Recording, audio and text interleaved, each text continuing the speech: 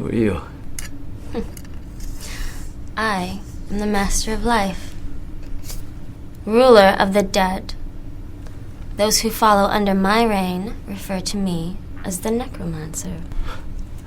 You must have taken drama in high school.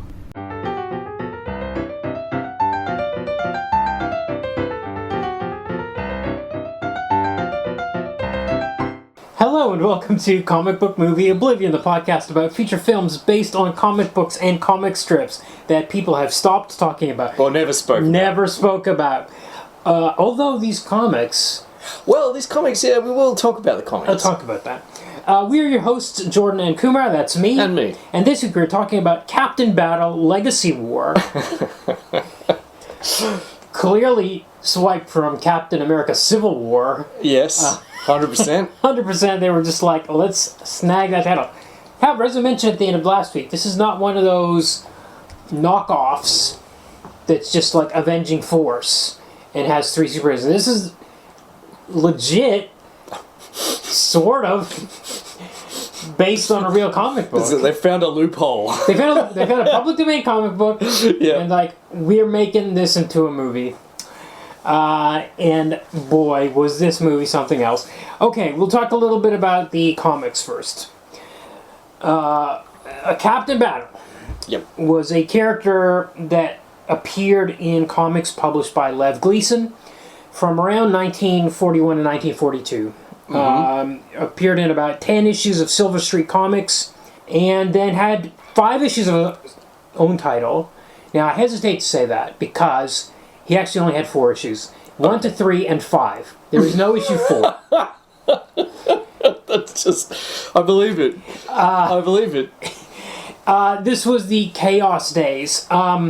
Created by Jack Binder and Carl Forms.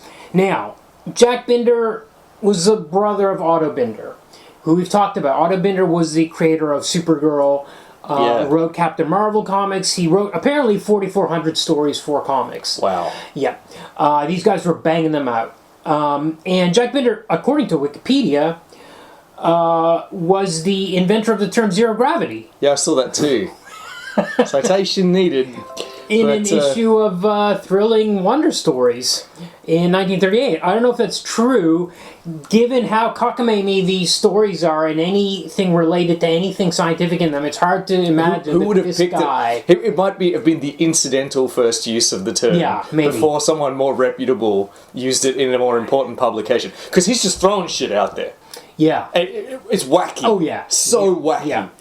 Yeah. Captain Battle himself has just all these wacky gadgets. Yes. He has 3 main gadgets. One is the curvoscope, which is a telescope that can curve around the curvature of the Earth and also illuminate whatever it's looking at. It's because it's got curved lenses, as if lenses weren't already curved. Lenses. Oh my god. Yes. He's got the Luciflyer, which is his jetpack, which can apparently go near the speed of light. We're told again and again. I noted that. I think that's probably where he's probably doing... You telling me this guy came up with the term zero gravity? Yeah. This guy's got a jetpack that goes near the speed of light? Yeah. Well, maybe because he's just throwing words out there. Because Luciflyer, presumably, loose probably from the Latin lux, like to do with light. So that's why it goes nearly the speed of light. Yeah, right. But of course, if it's going nearly the speed of light, it's going around the world in point 0.10 of a second, like 1/10 of a second. My favorite is the dissolval ray. Yes. The dissolval ray, here's the description. The dissolval ray is a color concentrate, the vibrations of which melt down nerve and bone tissue into a gelatinous mess. Amazing. So this gun literally reduces things to, like, a puddle? It is vibrations of color concentrate which reduce things to a puddle. Yes. And he uses it. See, this is just proof for the thesis, I think. Because this is a guy that would absolutely use the words zero and gravity in a sentence together. Yes, you're right. You're absolutely right.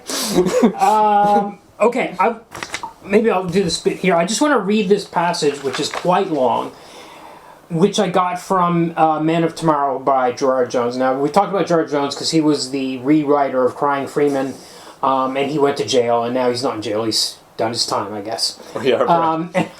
But he wrote this amazing book about the history of comics called Men of Tomorrow. Geeks, Gangsters, and the Birth of the Comics Industry, I think is what it's called.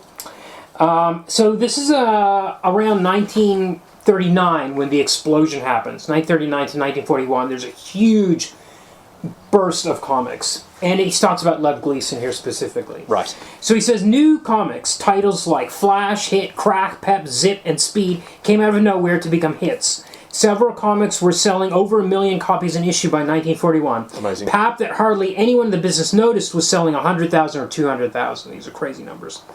Production was limited not by the market, but by time on the printer schedules and the availability of paper. Sometimes a sudden windfall of paper or cash brought a comic book into existence out of nothing. Lev Gleason, former printing salesman newly flung into the ranks of publishers, found himself with a chance to reserve a few million pages of pulp one day in early 1941. The catch was that he had to stake his claim for it immediately or someone else would get it, and that he had to turn it into something saleable immediately or the distributor wouldn't advance him the money to pay the bill. So Gleason bought the paper with the promise that he'd have his comics pages at the printers on the following Monday, except that it was Friday and he didn't have a comic to print. Amazing. Gleason turned to his favorite cartoonist and packager, Charles Biro, and said, "Give me 64 pages by Monday morning." All he asked was that his one-name superhero, Daredevil, have the lead story. This is not the Marvel Daredevil. No, that was a shock seeing that in these comics. How they filled the rest of the pages would be up to them. Biro shared a cheap art studio on 52nd Street among jazz clubs and strip joints with his best friend Bob Wood and Batman's star artist Jerry Robinson. Wood brought in his brothers Dick and Dave to help. Robinson brought in his roommates Bernie Klein and Mort Meskin and a fellow ghost artist for Bob Kane, George Russos. They were all 19 or 20 years old and had already been published comics artists for at least a year. They had 2 drawing tables in the place, one of them big enough for 2 guys to squeeze onto. Whoever wasn't at the table worked on the floor or propped a board on his knees. They plunged in with loud jokes and insults, making up stories and characters, breaking down pages in pencil, flying through Friday night, smoking and drinking coffee. Now, following this, there comes a crazy story about how there's a snowstorm and they send one of the guys out for food and he doesn't come back till much later. He brings back a dozen eggs. There's no kitchen in the studio. They light a fire using paper in the bathtub and then pry tiles off the bathroom wall to fry the eggs on and eat these eggs to get through the weekend. Amazing. Okay.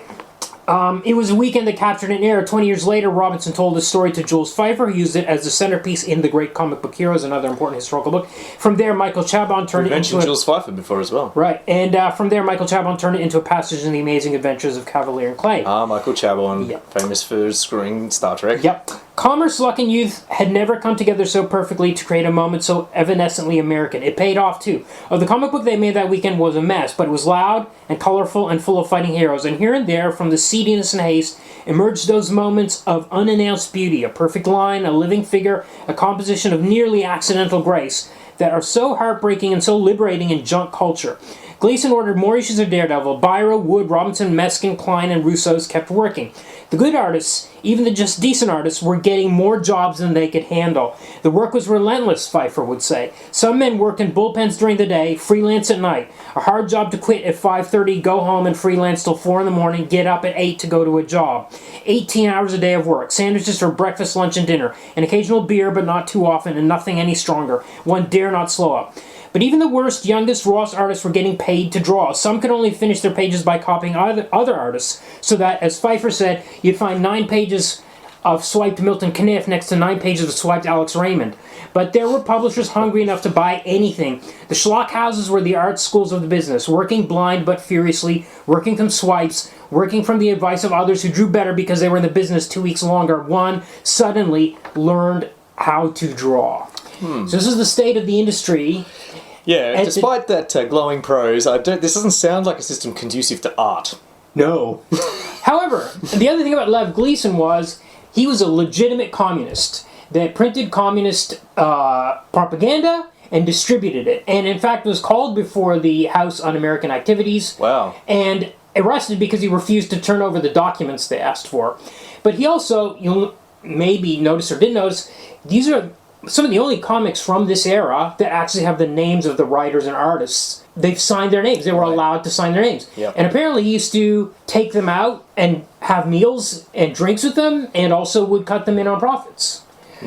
So he was a little bit different from the other guys, but he was pounding these pages out. And all these guys were just pounding them out as fast as possible. Give me that Dissolvo Ray. Yes, well, however much I approve of his politics, the product of of this is it's not great. Although it's just the most amazing crap. Yes. Yes, exactly. Crazy run-on sentences. Some of the sentences. Some of the sentences are just like, there's no end. Where does the sentence begin or end? The weird accents of like British people are like everything about it. Weird words. I noticed the words like these are troublous times. Is troublous a word? I don't think so. Some of them just seem like maybe not typos, but maybe they finished a sentence, noticed they'd misspelled the letter, and noticed they'd misspelled a word, and they're just like, I haven't got time to fix this. At one point, I don't know, maybe he'd had too many eggs. We got Captain Battle punching one of the winged monsters who have an unpronounceable name. Right. But they were... Who was their boss? Was that Baron... It's like... No, he's like the wizard. He's like a Fu Manchu kind of character. Yes. Basically. Right, yes. He's called like the Black Wizard or something like that. Right. But he's got this army of winged birdmen who are sometimes giant and sometimes not. Yes. From and panel. they keep saying cluck, cluck, clack, clack, and they refer to their boss as your cluckness. Hilarious. Well, in one battle, I've got Captain Battle punches one of these guys. These guys are bulletproof, and yet they're vulnerable to Captain Battle's punches. And Captain Battle is an unaugmented human being. Yes. It's so wild. And he's got one eye. Good old He was a patch over one eye. Because he lost his eye. He was apparently the youngest combatant in World War I. And he lost an eye. Amazing. They just dashed. You can see they just dashed off this backstory. Yeah. Youngest combatant in World War I. Amazing inventor. You know, now he lives in America and he fights to defend America exclusively. Yeah. He doesn't like anyone else. Yeah. he's got like Nick Fury. He's got an eye patch. Yeah. Did Nick Fury exist at this point in time? In 19... Probably not, right? No, I think it's a little bit earlier. It's funny, when people remark on this comic online, they'll often say that Captain Battle is a cross between Nick Fury and Captain America. And I was reading that, I said, that doesn't seem quite right. There was Sergeant Fury and his Howling Commandos. Right. Did he have an eye patch? He did have a patch, I believe. Well, perhaps they were accidentally right. Yeah. Anyway, I've been building up to this panel. Okay. And trust me, it's going to pay off. Captain Battle punches one of these monsters in the chest and says to him, "Don't you stick your tongue out at me, you Fantasia Wobblebug." Yes, Fantasia Wobblebug. I wrote that one down too. It's all one word. It's all one word. Fantasia Wogglebug. What is that? Wogglebug. Fantasia Wogglebug. Okay. He has one eye. He has his 3 gadgets. Yeah. He sometimes has a cape, sometimes doesn't. It's very unclear. There's one line in one comic which suggests that he lives an incognito civilian life as a scientist. Yes, possibly. But how is it incognito? He doesn't wear a mask or anything. He's got the eye patch, whether we see him in his lab or whether he's flying around with his Luciflyer. How could he possibly be incognito? I don't know. Yeah, they don't really explore that, do they? Everyone seems to know who he is.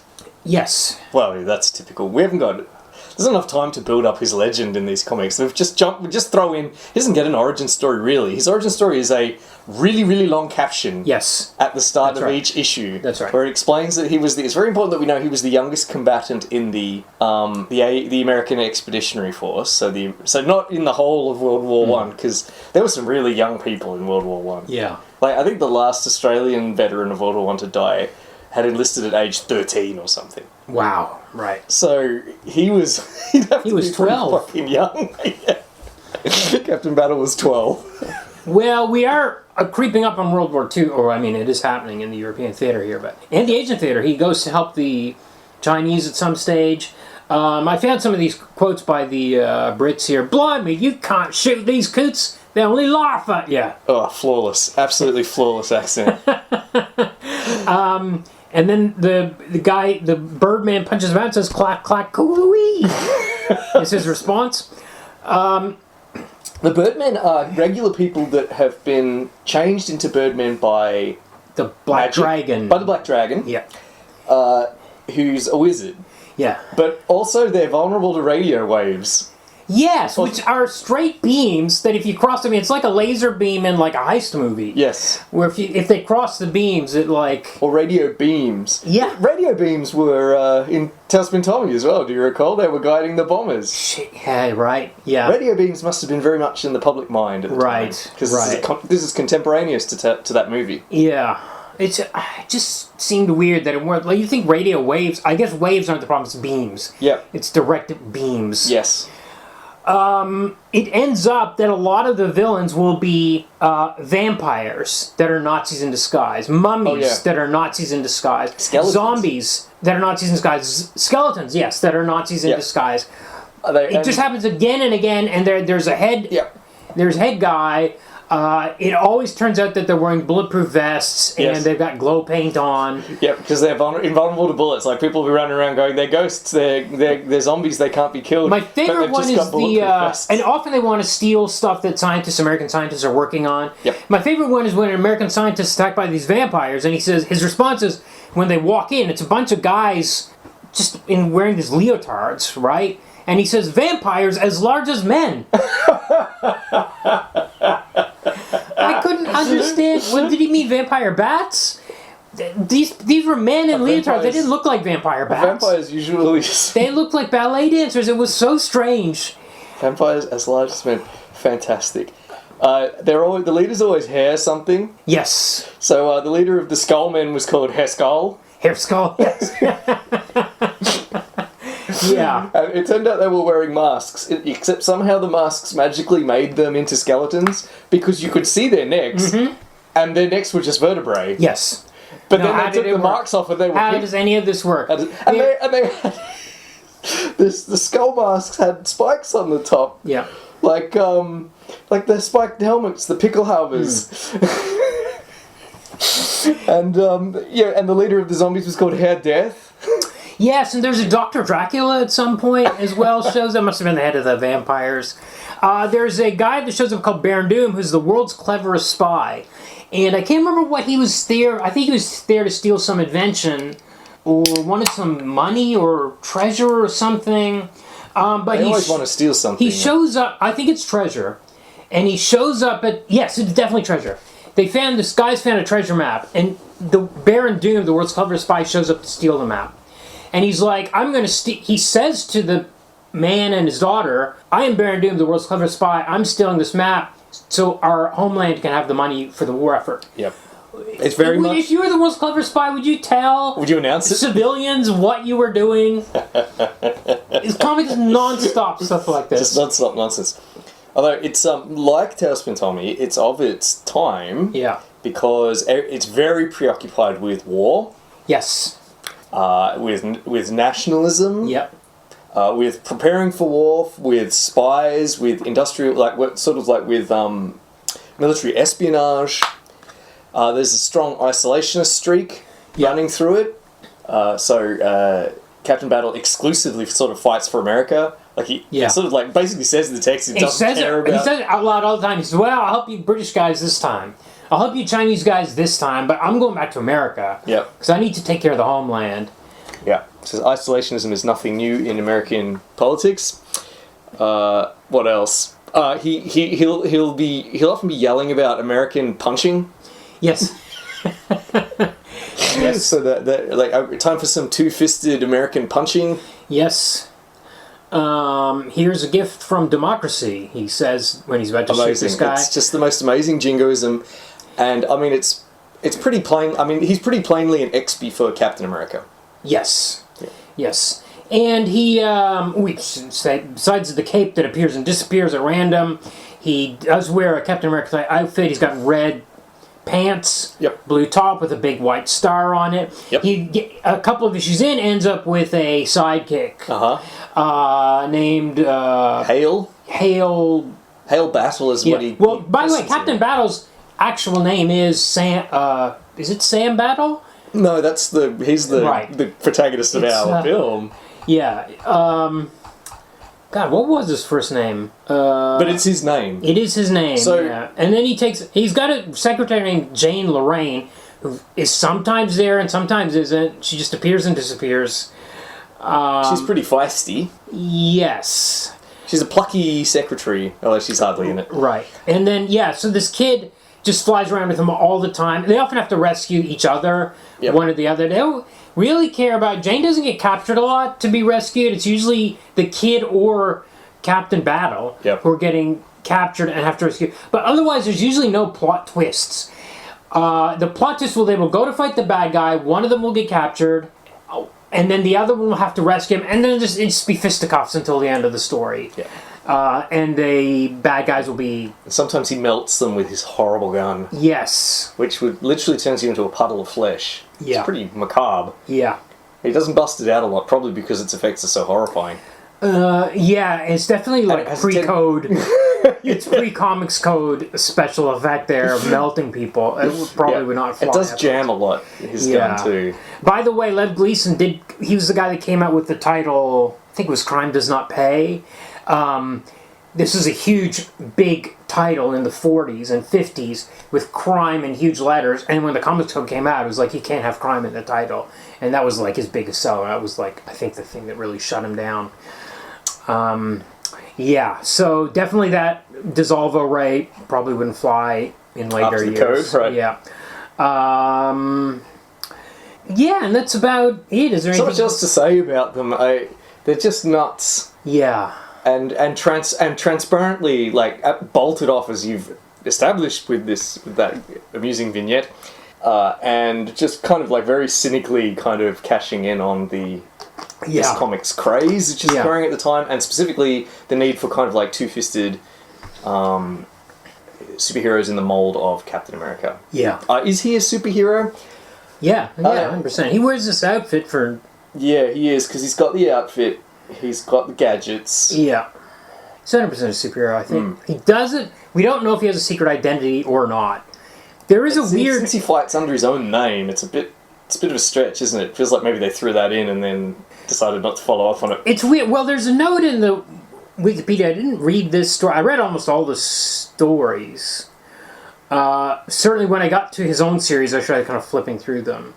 But there's this description of a story in Captain Battle #1. It says, in the second story of Captain Battle #1, Captain Battle fights a group of German spies who steal a film about to be shown to a military audience. Yeah. The captain apprehends the spies and brings them to an agent friend of his, who doesn't recognize him in costume, even though the captain wears no mask. Yeah. Then returns to the theater, where he claims to have slept through the film. Clearly the story is meant to feature another character entirely, as the captain normally doesn't use a dual identity. So I think they really didn't know what was going on with his... I just think they probably didn't know what was going on from day to day. Yes. Agreed. And actually there's a different vibe between the stories in Silver Streak comics, which were every issue was like vampires, zombies, skeletons, mummies.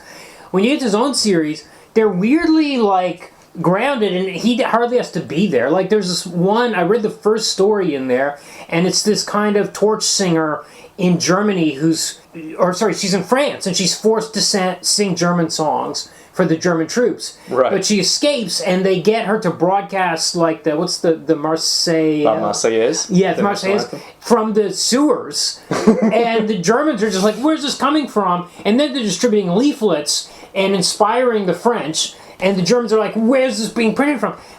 Captain Battle's he just helps out a bit with like setting up the record player or distributing leaflets. He's hardly involved. They're very strange, those stories. Right. There's a little bit more like I think the second one is the one where he finds this Japanese spy that's like pretending to be Chinese, and then he like tracks him to the base, and there's a little bit more spycraft stuff in there. And even the Silver Streak ones, I noticed that because there were credits, if Otto Binder wrote them, I would rate them like a half-star higher. Like, I might rate most of the stories like a 1 star. And if Binder was writing them, it's like 1.5. Like, there's a little bit more of a narrative. Like, this guy had written 4,000 stories and kind of knew how to bang them out a little bit easier. Yeah. Instead of just having nothing happen until the fist fight at the end. But maybe that about covers it, I guess. For sure. So he appeared briefly and disappeared. Yes. Appeared briefly, sold hundreds of thousands. And then vanished. Apparently in the comics there's like live appearances of Captain Battle. You know, like they had some guy in a suit going to school. Oh yeah, I saw that. Yeah. Or like there's fan clubs. Meet Captain Battle. Meet Captain Battle, or fan club, like you send in, get a badge or whatever, or membership card. So there was a period of 12 months where this thing was selling hundreds of thousands of copies. Yep. And just vanished like billions of other comics publishers at the time and titles. Yeah. Just flourished Yes.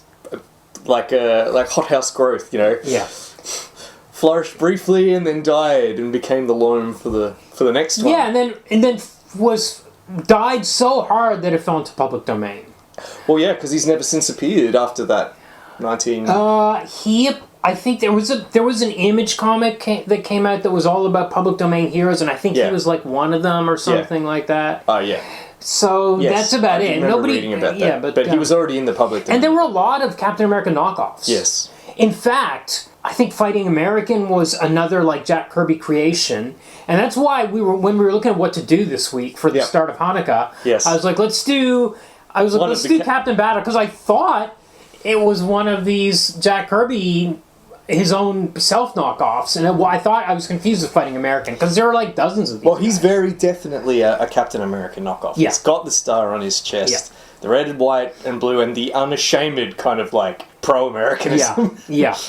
100%. So he's still kind of like Jack Kirby's casting a long shadow over this character. Yeah. 100%. And Captain America, his modern iteration, is casting a long shadow over this film.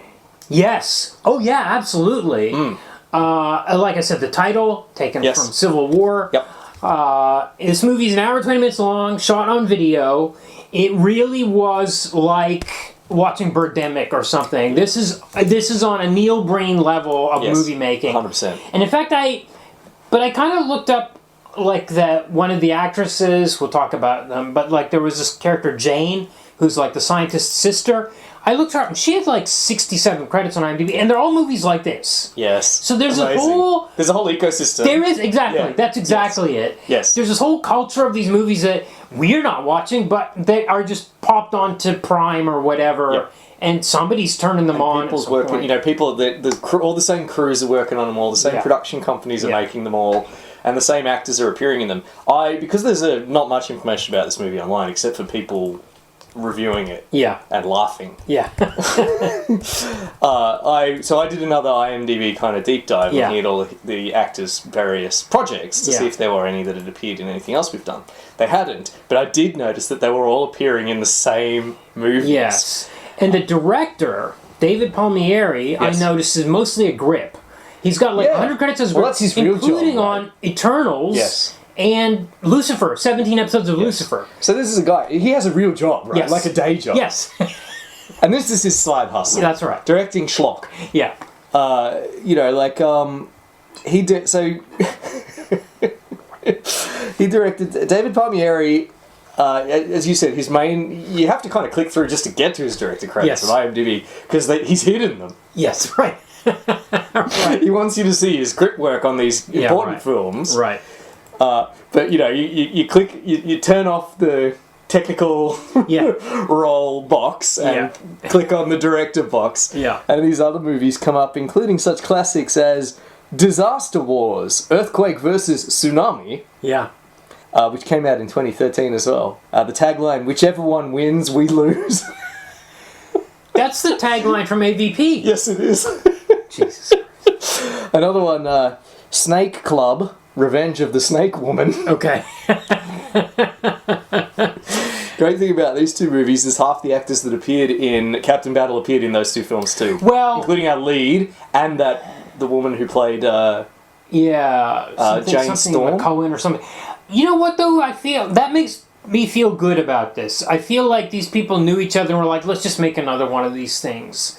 And they weren't like, God, I hate being here and I hate doing this. I hope they had fun making it because I certainly didn't have fun watching it. She was also in something called Aliens versus Avatars. Yes. They're all like that. Yes. They're all like Asylum Pictures. That's right.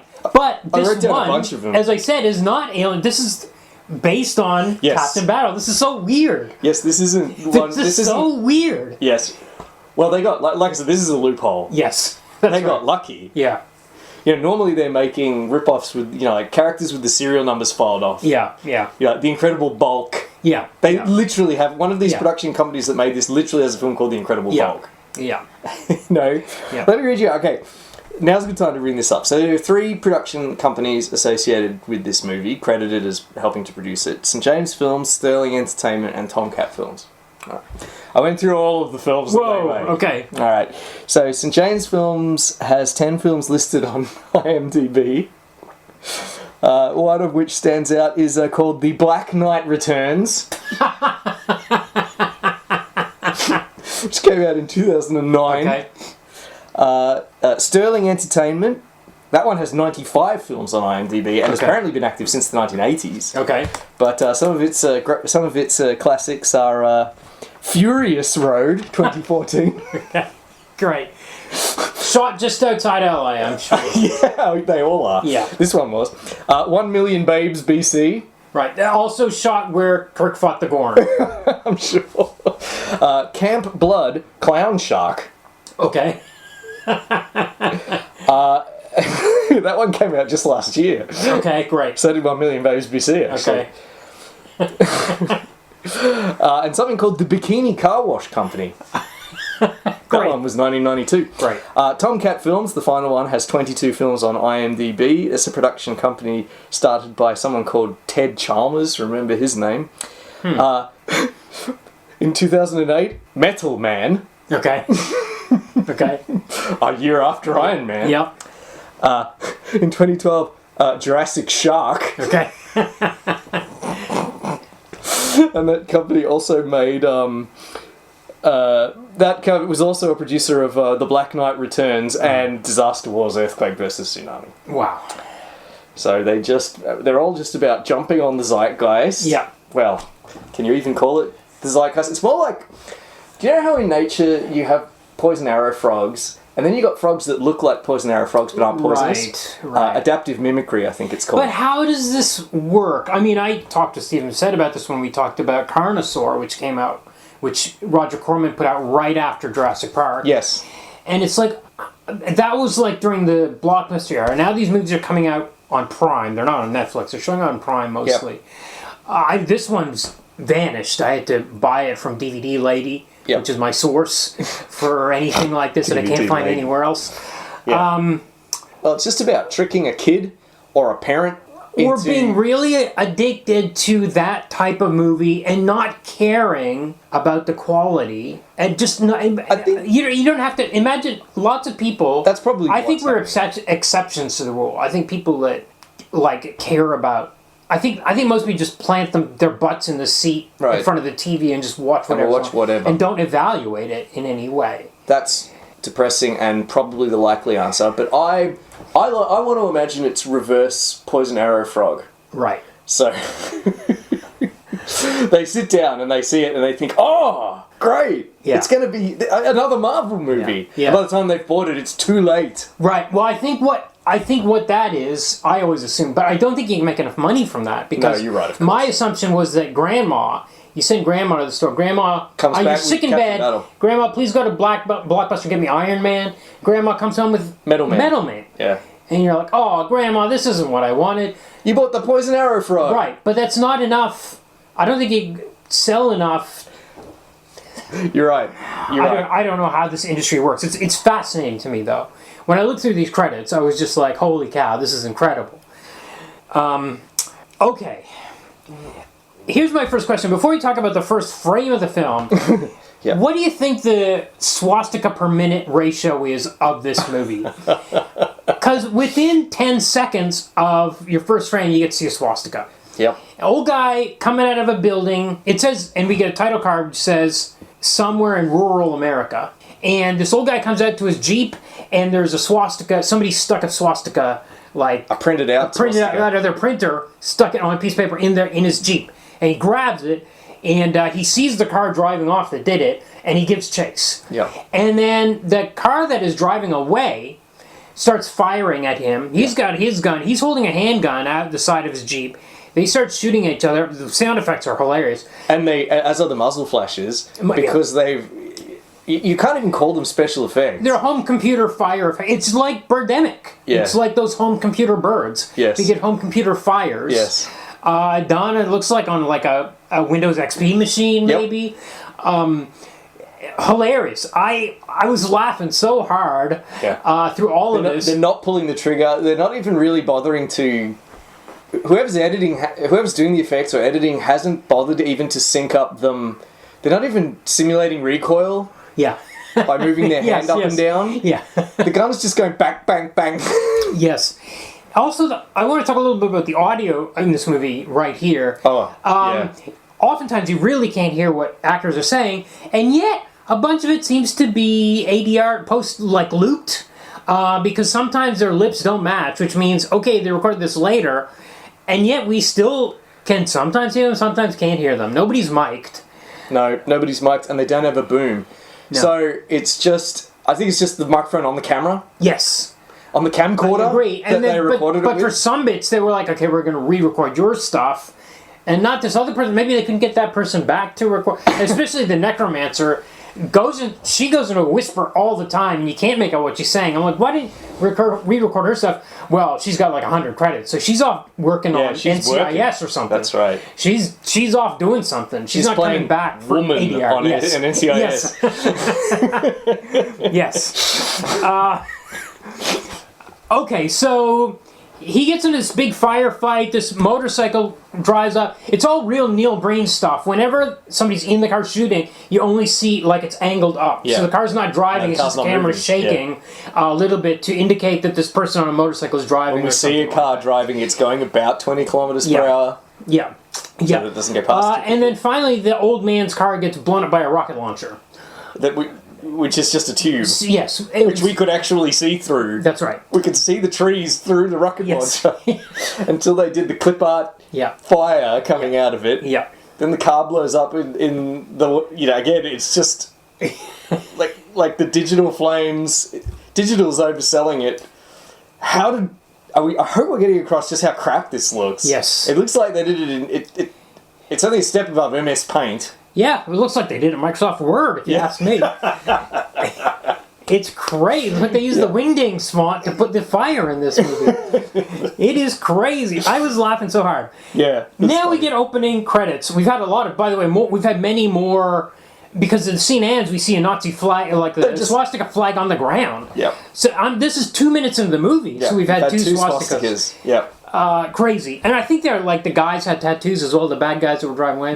They definitely do. I don't know if you can see them in this. I think maybe you can, because the camera always wants us to see where they've sharpied on their swastikas on their neck, or their SS on the back of their hands. Yeah. Yes. Yeah. Okay, now we get opening credits. The opening credits are fantastic. Which, maybe too fantastic, because much too fantastic. It was like, it's like they spent their... In fact, they repeat the credits at the end. Yeah, because they get comic art. They spent some money. They paid somebody who knows how to use like some editing software on their computer. Can use all these images from this comic book from the 1940s. Yeah. And we've got this kind of Captain Battle images like flipping through. Really good. We always like that. Yeah, I love seeing comic art at the start of in the credits. Kind of a cheat for me, to do that, because it kind of tugs my heartstrings. Yeah. And this is a very awful movie. But I was like, you can't do it. It was a bit like using the John Williams theme in Superman Returns. Well, they've interspersed... Everything about this movie just screams cheapness. Yes. Because they've got these public domain comic pages. They've only used about 2 of them. Because there's a lot of kind of snappy zooms. Right. And they've interspersed that with archival footage of Hitler. Yes. And kind of like marching stormtroopers. And lots more swastikas. Yeah. This is minute 3. These things... Because now we've got archival footage. And some of these panels, too, have swastikas in them from the comics as well. And some racist caricatures. Yes. And it's actually... Anyway, we'll talk more about the racist caricatures later. But yes, I was surprised they didn't you're going to use that one? You're going to use that yellow face one? Really? Okay. I think maybe they just scanned 2 pages and... I think they did a bit more than that, but actually, it kind of didn't... I'm going to say some crazy things about this movie. Yes. But one of the crazy things is we get some racist caricatures of Iraqi suicide bombers. Yeah. About around minute 4 or 5. Yeah. And I was like, oh, that's tasteless. But I was like, actually, that's like the comic. Yes. I was like, actually, this is... Yeah, spoilers. This movie is a lot like the comics. In some ways. I was like... 100%. I was like, maybe they did read these comics. Or, I mean, they didn't. They stumbled across the same racism by accident. But anyway, it kind of coalesced. Anyway, okay. The opening credit for the comics is based on the Golden Age comic book series Captain Battle, created by Jack Binder and Carl Forms. Good to see. And gets in credit at the end, because a lot of the credits are repeated, including that credit. That was, interesting, like a full credit. Even an acknowledgement of this Golden Age comic. They didn't even try to say this is just... They didn't even try to cover that up. They were like... Almost a point of pride. It is a point of pride for them because these guys are normally doing like crappy digital rights management free versions of things. They were probably happy to be able to adapt something real for once. Yeah. And maybe they could only have assumed it could only have helped the movie. Yes, because it's a real character. Exactly, 100%. Okay, now we cut to apparently somewhere. This is twice in 5 minutes. Somewhere in northern Iraq. Yep. Again, you can see Captain Kirk fighting the Gorn out there in the distance. It's just kind of like the scrubby. They haven't even gone out. They haven't made the hour's drive out to that park. Yeah. You know, that national park outside of California. Yeah. This is an outer suburb of California. Yeah, I think you have to pay to get into the national park. Right. We've just got some scrubby... Yeah, but they have... There's like an aqueduct nearby. Yes. Yes. So... with like graffiti on it. This is supposed to be some sort of U.S. Army camp in Iraq. We've got two... It's a tent with two guys. One of them is Sam Battle. The other guy's a doctor, whose name is something Storm. Brandon Storm. Sam Battle... His army uniform, he's got camouflage pants, he's got the helmet, and he's got a t-shirt. We couldn't afford it. Absolutely not. In fact, he goes out there with this other lady, and I was like, oh, is she a civilian? No, they just couldn't afford a army uniform for this character. Amazing. She's got the same gear. She's got like... T-shirt, camo pants. And a helmet. Yep. It's so good. Crazy. It's so funny. He shows up, he's apparently been to the States because his dad died. And in some car accident. Yep. And he has a heart-to-heart with this doctor guy, which we can't really hear. This is so awkward as well. It's very awkward. The sound quality is so bad because, again, they don't have a boom. It's just got to be the... Yeah. It's like listening to this podcast, right? They've just got a crappy little microphone, and that's probably attached to their camera. It's so awkward. These guys are kind of like generically handsome. Yeah. I've not watched any gay porn. Yeah. But this is what I imagine an establishing scene for gay porn would be like. Well, look, there's a scene later in the movie where Brandon comes over to Sam's house, and they're talking in the kitchen for a long time, and he's like, where's the information about the super serum? And Brandon's like, it's back in my hotel room. And I was like, whoa. We just had a scene of this guy flexing in the mirror with his shirt off. Yep. And then he comes downstairs, his buddy's like, hey, I got those documents, they're back in my hotel room. I was like, what is going on in this movie? Did I download the right Captain Battle? Yeah. And then this girl comes into the hotel room, and I was like, is this an escort? What is going on? It's not even a hotel, it's a motel. He calls it a hotel, but it's a motel. And I was like, did they call an escort? What is going on in this movie? Turns out to be a sister. But it's just crazy the way... There's no, like... It's very like a Golden Age comic book where they don't realize the double entendres that they're kind of spewing out. Yeah. Very crazy. Anyway, so back in... Like the Joker and his boners? Yes, like the Joker's boners, exactly. Yeah. So, back in Iraq. So, now the colonel, this boss comes in, he's the only other person at the base. They gave him the... He starts chewing out Sam Battle for not being out of control. Obviously 80-yard dialogue. Yeah. Because his voice... I don't think it's the actor... I don't think they got that actor back to do the ADR. Right. Because when he speaks in the next scene, he has a different voice. Got it. Yep. which was cool. Yep. He comes in and yells at them, but he doesn't... For some reason, he doesn't swear. For this movie's got no swearing. There's a little bit. Oh yeah, you're right. There is actually. The Nazis. No, you're quite right. In fact, there's some Nazis, filthy language from the Nazis. Yeah. But this guy instead he says he doesn't give a fat rat's ass. Yeah.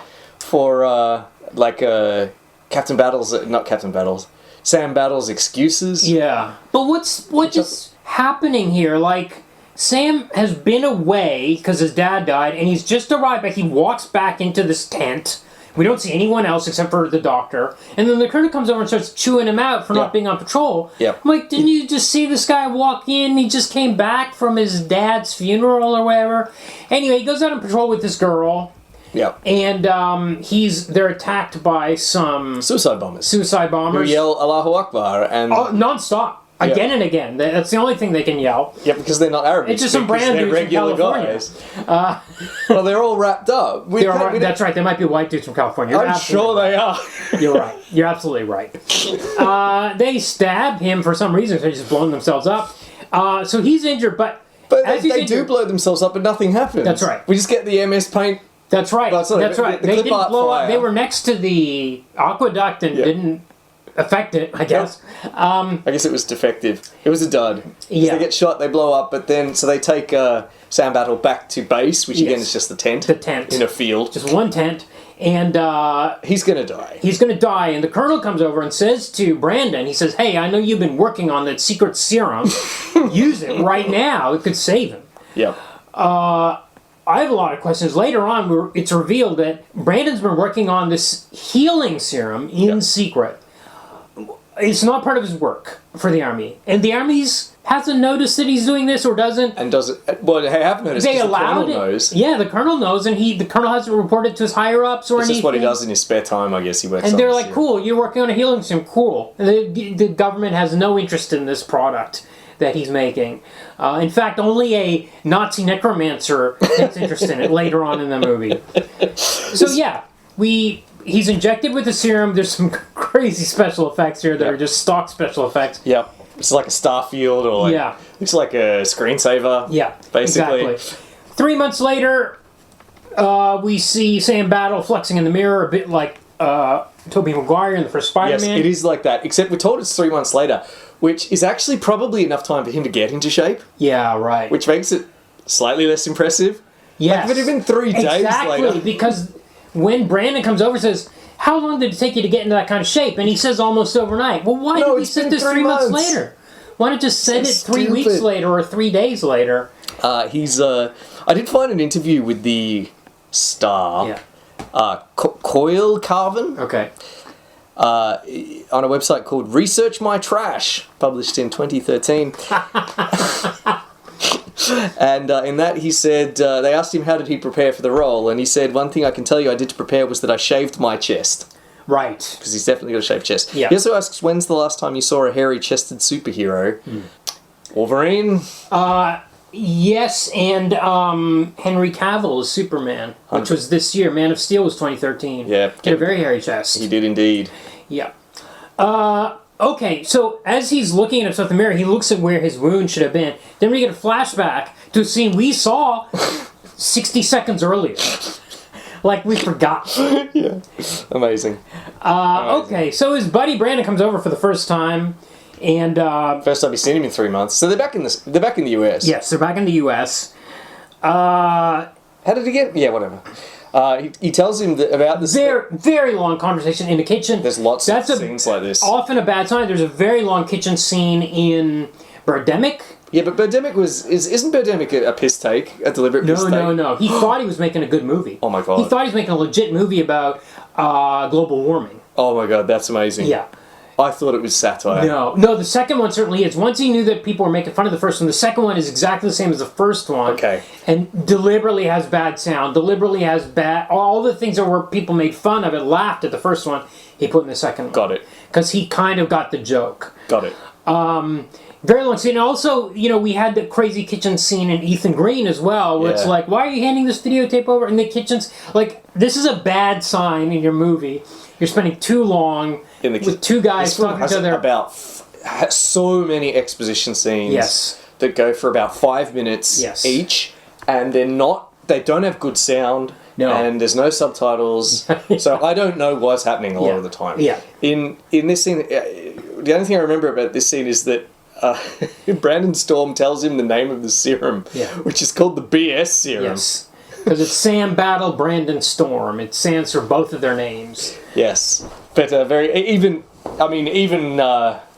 Sam Battle says, "Wow, BS serum, is that the best name you could come up with?" Mm-hmm. Very appropriate for this. Unobtainium. So he kind of talks about the serum, how he's kept it secret from the government, and also he says he needs to make a weaker version. He says it's too strong. Very weird. Yeah.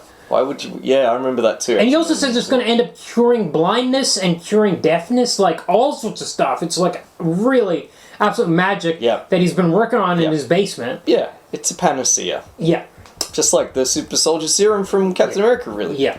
He's like, you want to come over to my hotel room? And he's like, yeah, let's go. They go over there. And then the escort comes in. Arrives at the door. Actually turns out to be his sister Jane. One of about 5 scantily clad women in this movie. Yeah. So it's the other way.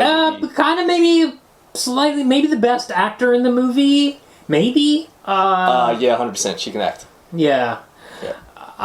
She works for a newspaper, but she's not a reporter. She looks up old articles that haven't been followed up. This is her job.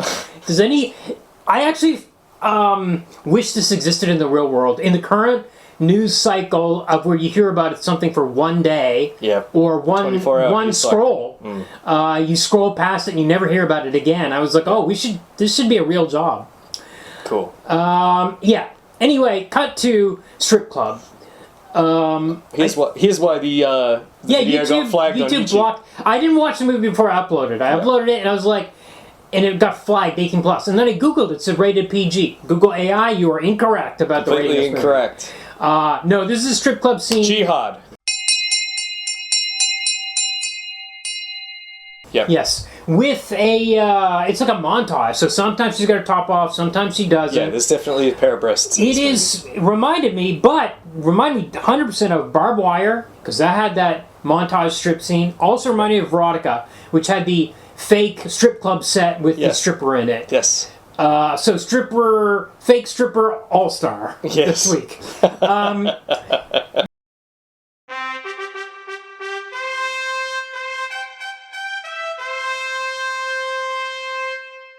But these Nazis... Actually, this woman's probably a real stripper. 100%. Yeah. 100%. As in Veronica, I'm sure those were real strippers and porn stars. They absolutely were. Yeah. Don't ask me how I know this. So these Nazis are here in this strip club, which is about the size of your bedroom. You know, It's with the lights out. They've hung some sheets on the walls. Absolutely. It's oh awful. My God. And they grab this girl. They've got Nazi tattoos on their necks and hands. So again, this is like 15 minutes of movie. They're really They grab this girl and then they start attacking. He also holds a gun to her neck. He's like, "You're coming with us." The bouncer is in the shop. Yes. The bouncer is... Now this room is literally like 5 feet by 5 feet. Yeah. And the bouncer's standing next to them. There's a dancer on stage still dancing 2 feet away. Yeah, he's too busy watching the dancer. Yeah. Does nothing. He hasn't got time to look over at the girl. This girl is crying, like, no! And these Nazis pulls a gun on her. What is going on? Okay, they take her to a place called the Breeding Ground, I think? Well, this is the Wolf Lair or whatever it's called. Yes, but the girls They ask her, what is this place? And they tell her that it's the breeding house. Breeding house. Where they keep the women of the master race. I wrote that down too. Thankfully, they don't explore this much further. But this is pretty sleazy. Yes. Yeah, well, they've abducted this blonde-haired girl, the stripper. Yeah, there are two other blonde-haired women in there with the implication that they're raping them. Yeah. In order to have Aryan children. 100%. Yeah. Ugh. Yeah. So, meanwhile, Sam Battle drives Jane home. Here's the question. Jane lives in town. He drives her home. Yep. Why is Brandon staying in a motel? I don't know where Brandon lives. Why did he just stay at his sister's place? She lives in a house. That's a good point. Yeah, maybe they don't like to stay in the same place. Yeah. Well, she explains... He likes his space. He gets drunk and falls asleep, so he drives... Right. Sam, who can't get drunk anymore or just hasn't drunk as much... incidentally, we never get an explanation of what Sam's powers are aside from rapid healing. It's implied that he has powers. Yeah. Because we get some odd flashes at times. Yeah. And I don't... And Brandon Storm definitely implies that he has some kind of abilities. Right. But we never see them. Right. And in fact, he's constantly getting the shit kicked out of him. Yes. Yeah. By skinheads. Yeah. By Heinrich Himmler. He's able to sneak past Himmler in an alley, though, just by sneaking behind him quietly in broad daylight. So that's his power. Yeah, okay, that's his power. Yeah, he drives her home. This is another really long scene. She explains her job, as I said, looking up articles that haven't been followed up, and also explains about the rise of hate crimes in the U.S. There's been a wave. How the army shouldn't be overseas. They should be back at home taking care of domestic matters. Yep, so we've got some isolationism in this movie. Again, maybe someone actually read the comic. There are certain bits that feel like it. This is a really long... Some America First stuff. It was a really long scene. She also talks... Yeah, she talks about the crime assumes wave. he's a right wing because he's a soldier. Yeah, right. And she considers herself to be left wing, I guess. Yeah, but she's got this kind of right wing talking point about bringing about Americans bring the troops first. Yeah.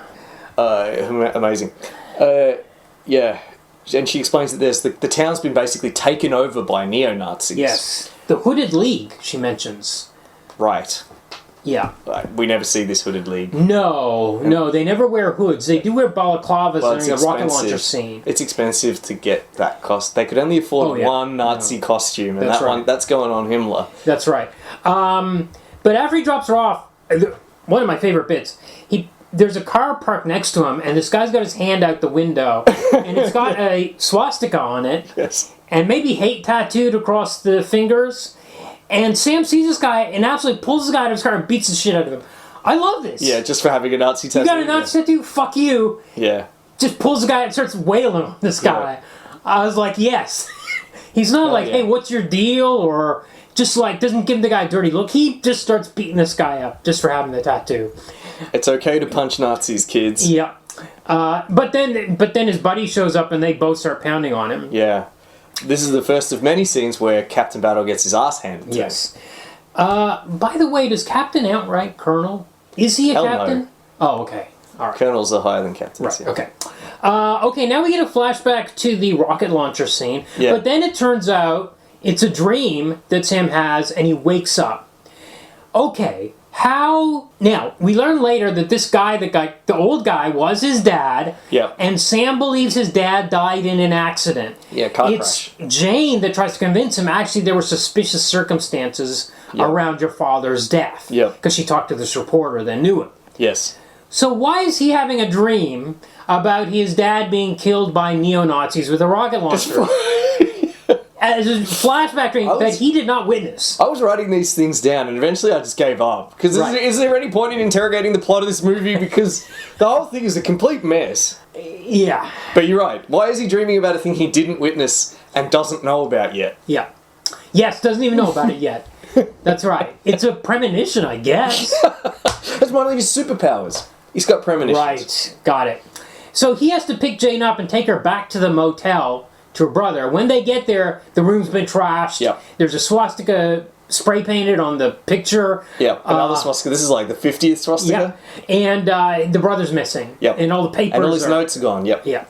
Yeah. So they go out, and that's when she tells him, hey, your dad, died in mysterious circumstances. For some reason this comes up. Yep. So that they can go visit the reporter who's your kind of crazy conspiracy theory guy. Yeah, he's supposed to be kind of like your, that stock, almost trope type of reporter that's like washed up, disheveled, probably living in a dump. Yeah. They couldn't find a dump to make this guy live it's just in. the same house. It's just someone's house. It's just someone's house shot from a different angle. They didn't do him he's just got a fairly neatly trimmed beard. They didn't have time for him to grow out his hair. Yeah. They couldn't afford a wig. Yeah. Yeah, we've seen this character 100 times. You go visit the guy, he's got his windows closed and he's got all the 100%. pictures taped It's up that on his guy. walls or whatever. Yes. It's supposed to be that guy. But they haven't bothered to do any of the accoutrements. They can't. They had 1 hour to shoot this. Yeah. No time for that. Okay, back at the base, we meet the necromancer. This is a scantily clad woman. Scantily number 3. clad. She's your Ilsa of the SS type, I guess, is what they're going for. That is what they're going for. She's got a leather jacket. She's in bondage gear, basically. Yes. And she's like... She's got like a mesh tank top. Yeah. She's got like kind of like a leather thing across her chest. Yeah. She's wearing a leather coat. Yeah. Tights. Yeah. Yeah. And she's hot. She can't act, unfortunately. No, she's a terrible actress. Every line delivery is hilarious. I laughed so hard every time she said, "They call me the necromancer." She's trying hard, but oh my god. Yeah. She's trying hard. She's trying her best. Yeah. She was busy learning her lines for CSI Miami or something. Yeah. She didn't have time to... Where she was playing Corpse. Yeah. And she's like, she's got Brandon prisoner. She's like, we're going to combine your science and our magic. Yep. This is kind of like the comics. Again, yes. There are wizards. By the way, there was one wizard in the comic that showed up later. I loved all the spells because he turns people to stone. He's like, Turno Stono. And then to undo the spell, he says like, Turno Stono Reverso. It was so good. Yeah, so the we had the Black Dragon, the villain of those first few issues. Now we've got the Necromancer, the villain of this one. And she's like, we're going to use your magic for or your science and my magic to bring back Hitler. Yeah, that's her ultimate plan. I was very shocked when Himmler showed up later. I was like, what is going on? This was genuinely shocking. Yeah, genuinely, like, first of all, someone read a book. Yeah. Yeah. And knows about Himmler. Yes. The head of the SS. Yeah. And they don't need the corpses. They just need like a preserved piece. They've got so like this serum plus magic is able to bring an entire adult person with memories back. Well, the necromancy does the memories. Yeah. And the serum regenerates the body because it's a healing serum. Up to the age at the time of death, apparently. Yeah, man. Come on, it's magic. Yes, of course. This I have no problem with. Yes. Agreed. It's completely goofy, but I have no problem with it. But they're basically just in this warehouse where she's like, you're going to complete your serum. Yeah, they call it the Wolf's Lair, like because like Hitler's base up in the mountains was called like the Wolf's Lair or something along those lines. Yeah. She said, "What do you think of the new Wolf's Lair?" Yeah. She says that to Himmler later, and he looks around, and it's just a freaking. By the way, Himmler speaks very good English. Suspiciously good English. Yeah. Yeah. Well, with a kind of crappy German accent, maybe he learned English in the afterlife, kind of forgot his German. Right. So the reporter explains that Sam Battle's dad used to be a vigilante. Yeah. He used to go around like fighting. He used to go into drug dens. He used to kill people. And Sam's like, my dad would not kill people. There's actually a big difference here between Sam and his dad. Dad would have used the dissolver ray. Yeah. This Sam actually lets Nazis go. At one point, he's like, get out of here. Like, he's not going to kill the guy or even turn him in. Just lets him go. But he explains that his dad was a vigilante. Yeah. He was the original Captain Battle. And before, he had retired once before. Yeah. He used to do it when he was younger, and then he retired and then came back and started doing it, just walking around. I think the implication is that he's the Captain Battle from the comics. 100%. Yeah. I think that's what... and this is the 2013... Sam Battle's the 2013 version. This was the original guy that was around in World War I. Yeah. The one that went to war when he was 12. Yes, that's right. Although, funnily enough, he doesn't have an eye patch. Which we'll get. Oh my God, we're going to talk about the eye patch. Old man does not have the eye patch. No. Okay, yes. So we see some footage of him like foiling robberies and stabbing drug dealers in the neck with a knife. Yeah. And then he also gives him something that belonged to his dad. The reporter gives Sam this package. We don't get to see what's in the package, but we know. Did you notice as well that we couldn't hear the dialogue in this scene very well, but we could hear a clock really clearly? Yes. Yeah, because it was next to the camera. The ticking clock was right. But it was in both rooms. Oh, right. They go from one room. Yeah, right. They added in the ticking clock. Well, you know what else they added in was stock music on loop. Yes. There's a later scene where he meets this reporter again, stock music. and there's this maybe this thing that's like 2 phrases long. This thing that's 8 bars, and it just is on constant loop through this whole scene. It's crazy. Well, they're not paying for music. Yeah. They've just gone into, Oh, yeah, they've gone to... the Windows stock music and just put it on loop. Yeah. So as they're leaving the reporter's place, where they pull up somewhere, they're attacked. They're ambushed by these Nazis, these neo-Nazis. And they abduct Jane. Yep. Sam Battle manages to escape. A lot of the fights are done in slow-mo. Yeah. Because they're just so bad. They're really bad. Well, they haven't got a choreographer. These guys can't. So then we have to just slow it down. Yeah, slow it down. It's like $6 Million Man.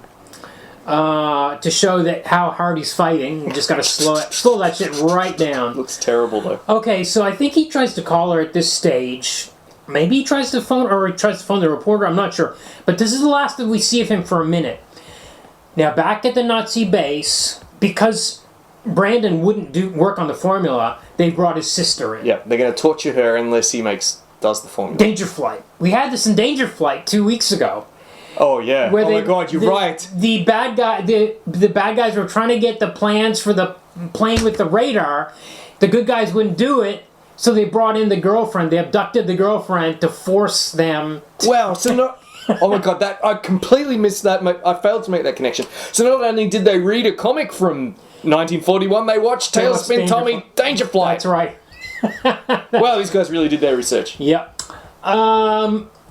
Okay, so now suddenly, all of a sudden, we see Sam Battle in the gear, his dad's gear, his superhero suit. Yep. The chest looks fine. Yep. The guy's in good shape. This is all fine. He's got a patch over one eye. He is not. Here is where fidelity to the comic has harmed the movie. This is the one way this movie is bad. Why is he wearing a patch over his eye? His dad did not have a patch over his eye, as we saw.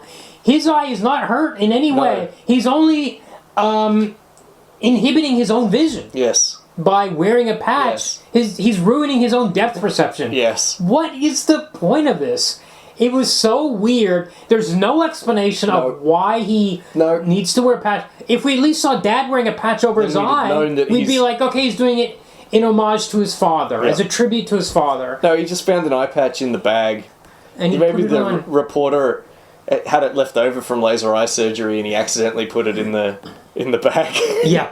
And he just assumed it was part of the outfit. Yeah. Well, this is for you, Dad. It's going to really fuck with my depth perception, but this is for you. Yeah. Might explain why he keeps losing all his fights. And then he gets into this car, which I guess is supposed to be a muscle car like in Blade, but I don't know what the make of this thing is. No, but it's a nice looking car, I suppose. He has a bit of a flashback to his father in the Jeep again, which he was not there to witness. No. Remember. At least he's been told about it now, yes. Right? Yeah. And he goes to an alley. It seems like he's going to do alley patrol, like superhero, like Spider-Man, Batman. Like First Night Out. So many freaking movies we've watched, like Steel. Yep. First Night Out, alley patrol. And he actually rescues this woman that's being attacked by this Nazi that he actually says a line to her, which is, "Speak American, bitch." Yes, I wrote that which down. Which is like... That's like a good line for this guy to be giving, like it's a real jerk line. They've told whoever, like David Palmieri has told the Nazis to act incredibly obnoxiously, and they do. Yeah. Every single line one of the skinheads has is like filthy. Yeah. It was so like authentic. There was something authentic about him saying "Speak American, bitch" to this woman as he's about to rape her in an alley. But then it turns out that Sam Battle's not there to rescue her. He's here to get information out of a neo-Nazi. Yeah, he's like, "Where's the base?" Just like Frank Castle in Garth Ennis's 100%. Where he saved that woman in an alley, but he wasn't saving her. He wanted to kill the bad guy. He just wanted to kill bad guys. So in this case, he puts a knife to his throat and interrogates him. This guy the Nazi seems to be smiling through the whole procedure just because he's a bad actor and can't control his face.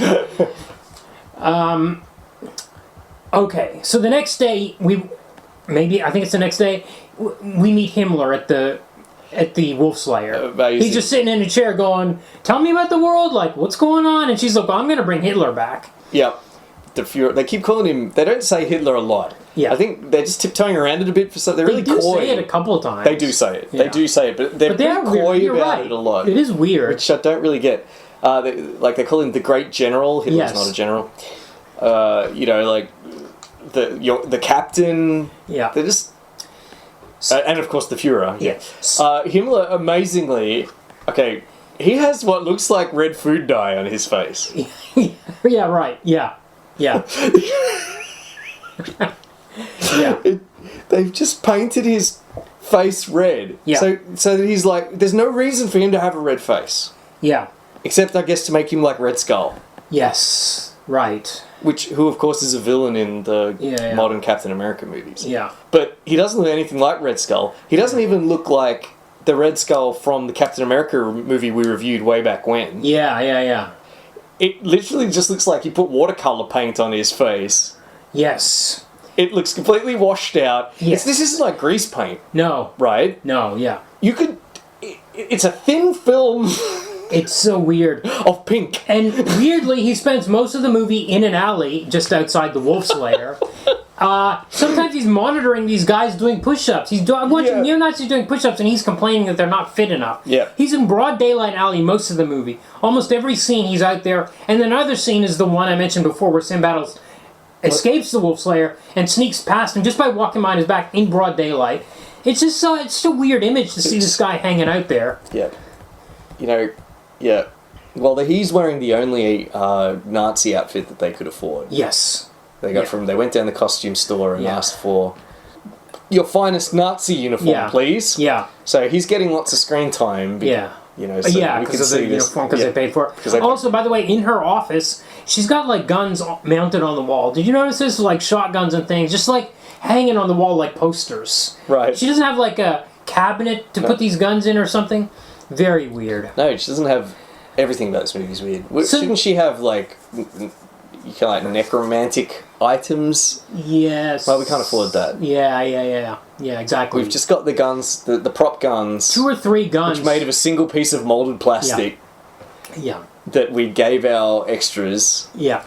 Well, everyone in this film's an extra. That we gave our actors to use in the chase scene, and now that they're finished with them, we're going to put them on the walls, and they're what's going to add a little bit of menace to the Wolf's Lair. Yes, exactly.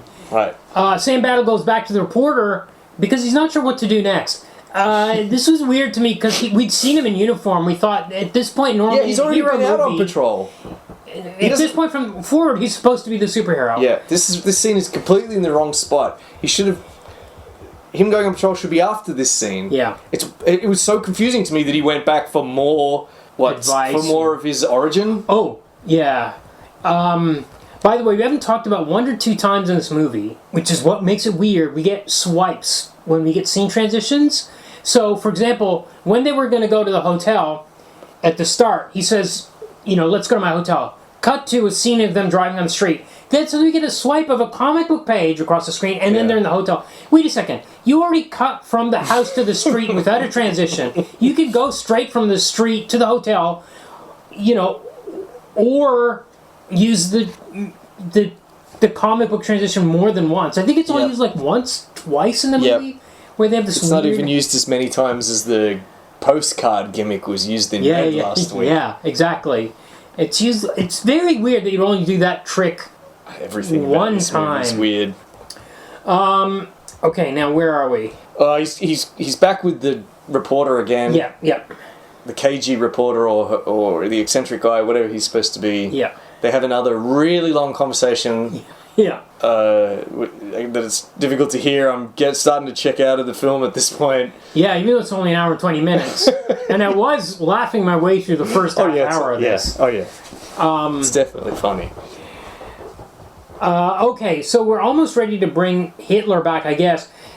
For some reason, the neo-Nazis get a bunch of Molotov cocktails. Yeah, that's right. And then suddenly Sam Battle shows up in uniform again, in his costume. He gets a quip. His sole quip in the movie. The line is, having a little cocktail without me? That's his one-liner in the movie. Yeah. He only gets one. And then we get a slow-motion fight. Yeah, and then Himmler just walks up and... Himmler's fighting. Himmler, like, chokes him and then leaves him on the ground, just walks away. Yep. They do that all the time. He's just like, you just stay on the ground. He's not dead. He just leaves him and then just goes back to base. I'm done with this guy. I knocked him out. Then when they go back to base, the necromancer tells them how to find Captain Battle the next day. And also knew it was Captain Battle. Yep. How did she know? Good point. They didn't say. They said, we got our asses handed to us by some guy. She's like, I know how to find that guy. But you had that guy. You had that guy, and also, how does she know how to find him? Yep. How does she know who he is? Yep. How does she know it's Sam Battle? She doesn't know who it is. No. And she's like, okay, here's all the info. They go abduct him in his street clothes. Yeah, from his bed. hotel room. Amazingly. So he's in bed, and they're just like wailing on him in bed, but first they carefully close the laptop that was on his chest. Yes. And put it to one side, because you can't damage that laptop. That's right. This is not a Neil Breen movie where he's got 7 laptops in there, none of them work. No, this is a working laptop that belongs to somebody that works on this project. Yeah, we're going to put that laptop on one side. Amazing. And then they beat him up. They take him, they abduct him, they take him to the base. She explains her whole plan about how she's going to resurrect Hitler.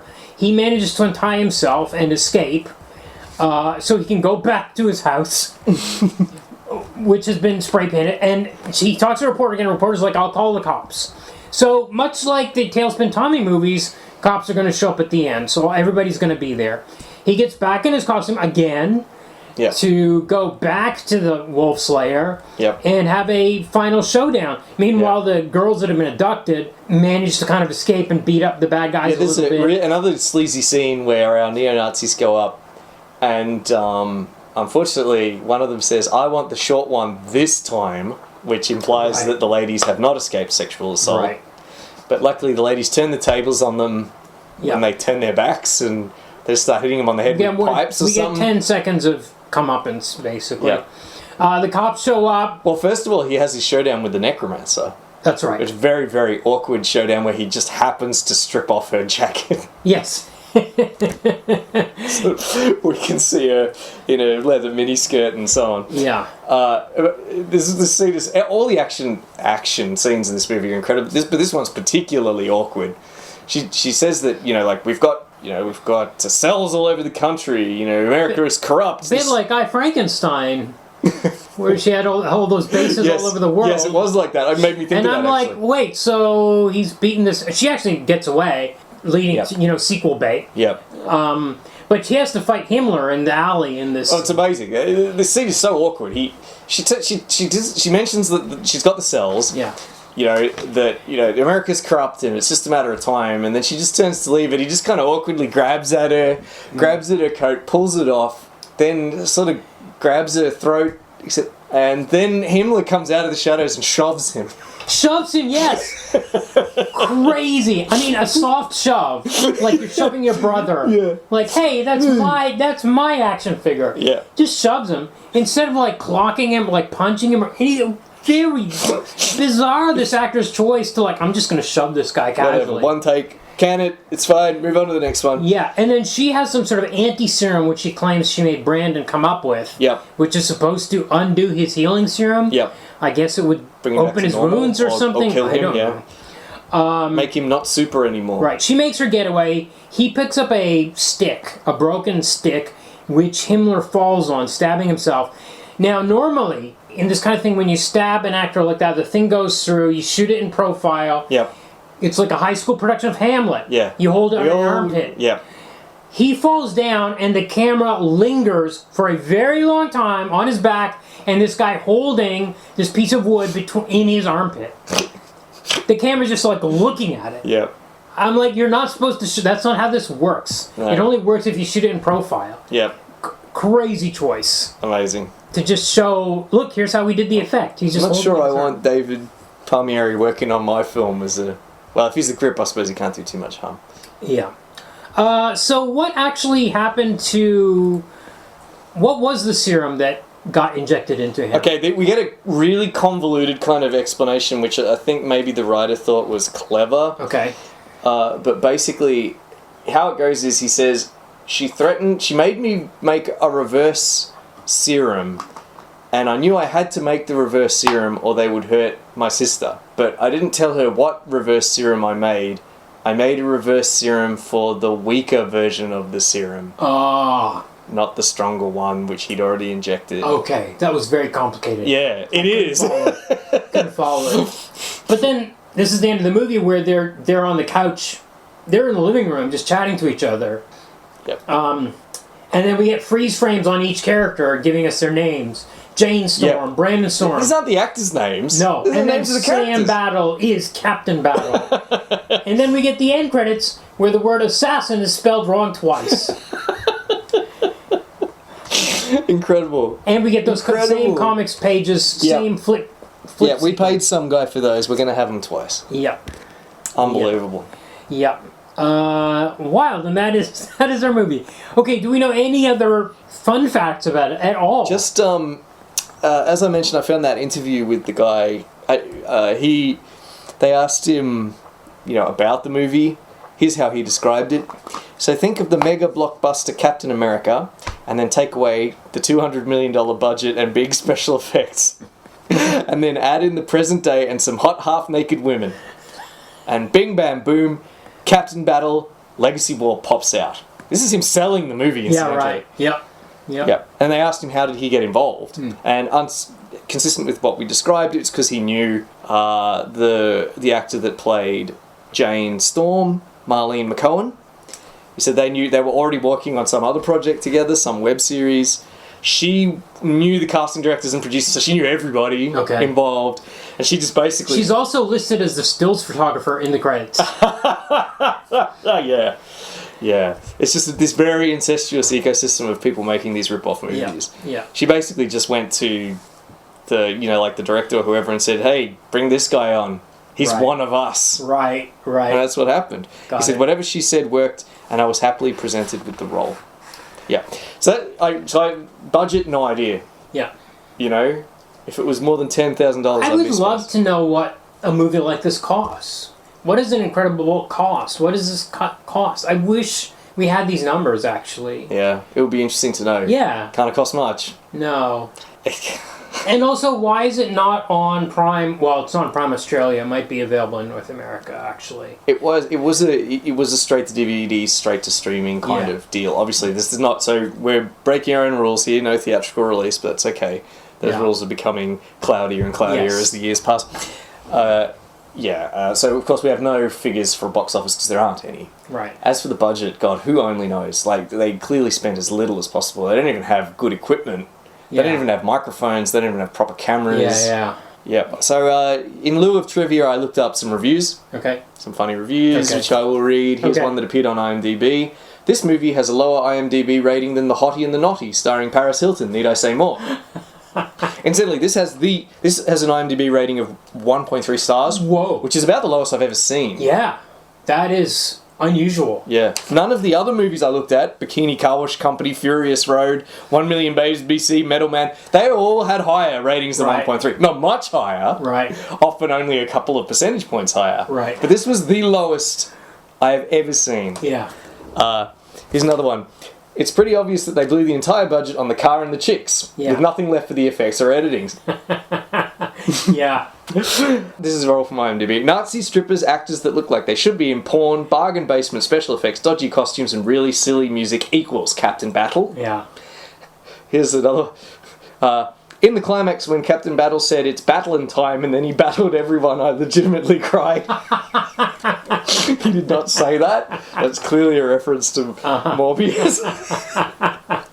Here's one that appeared on a website called The Geek Twins. If Captain America is too intellectual for you, check out Captain Battle. Here's one from Mutant Reviewers. This is supposed to be some great anti-Nazi adventure, but since they couldn't afford to shoot this as a World War II era flick, it's set in modern-day suburbia. That means there are people hanging out in mid-level sedans, sitting in sparsely decorated living rooms, and having extremely long conversations in front of strip malls. Mm-hmm. Yeah. Yeah, 100%. And on Letterboxd, this is the worst, most incompetently made movie I've ever seen. This makes Manos, The Hands of Fate look like The Godfather. Wow. Those are harsh words. Very good. So you remember I mentioned Ted Chalmers briefly, way back briefly at the start of the episode almost. So I brought him up because he's the producer on like 90% of those crazy sounding movies that I mentioned, you know, like Camp Blood, Clown Shark, where the spirit of the clown killer inhabits a great white shark. Right. At Camp Blood. Right. It's not the first Camp Blood movie. Yeah, right. Okay.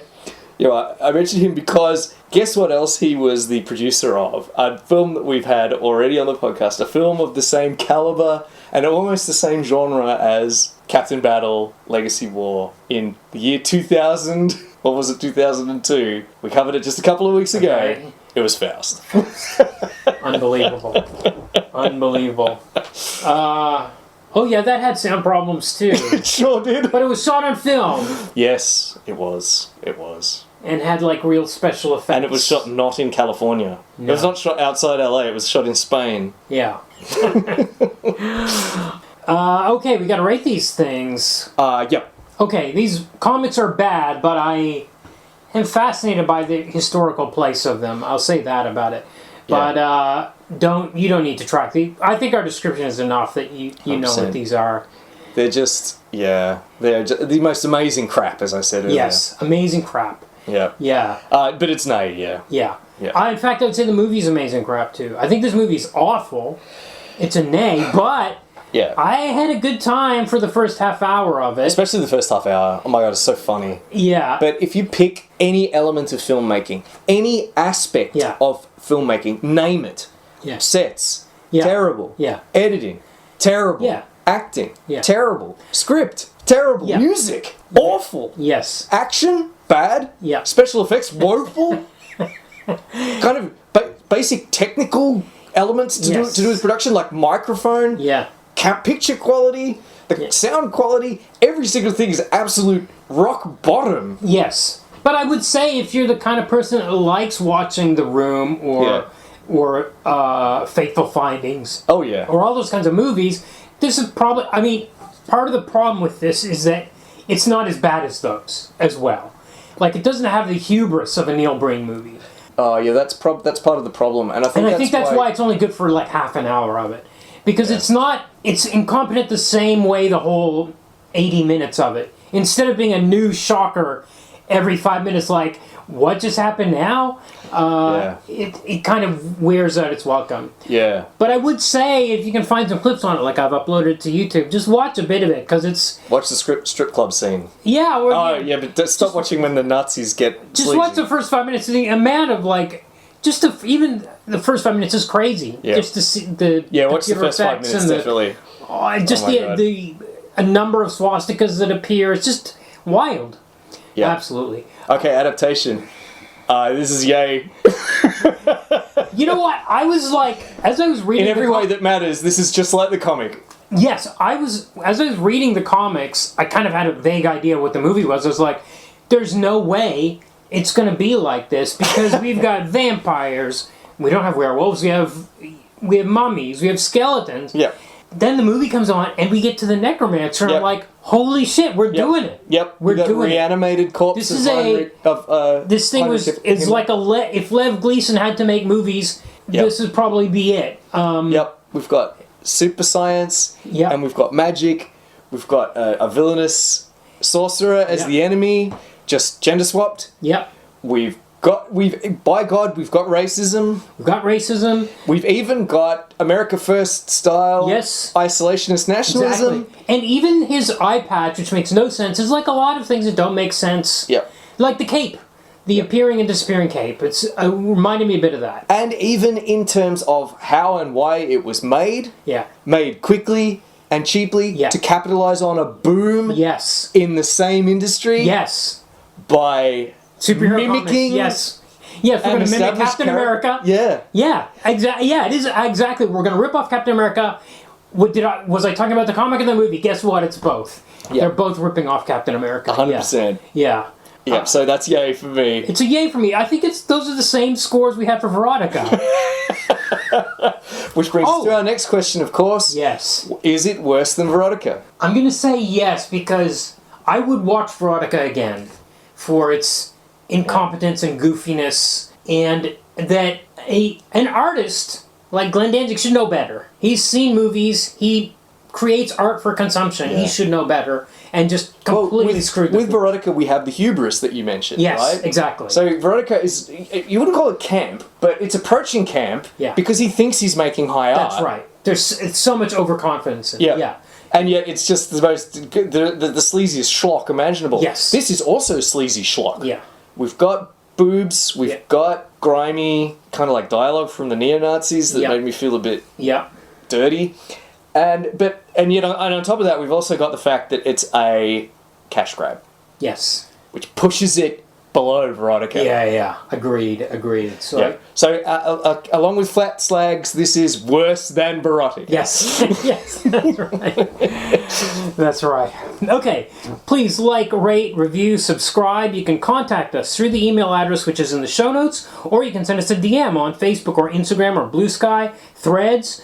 You can leave a comment on our YouTube videos, or you can visit us on Reddit. And please join our Patreon at patreon.com/comicbookmovieoblivion. I had to buy this movie from DVD Lady because I couldn't find it anywhere else. And now I've made it available for the whole world until YouTube takes it down. So please join our Patreon to help pay for things like that and for hosting fees.